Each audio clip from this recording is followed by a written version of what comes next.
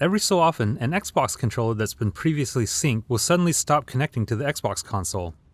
In this video, I'll show you a few things you can do to hopefully get your controller connected and working again.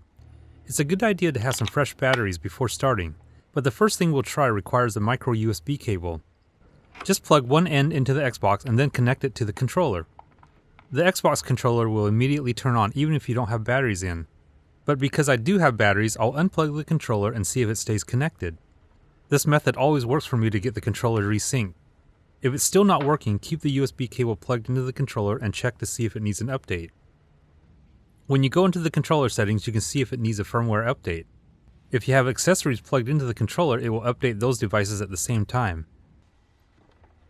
At this point, if the controller still isn't connecting, the last thing you can try is to shut down the Xbox completely by unplugging it for at least 30 seconds.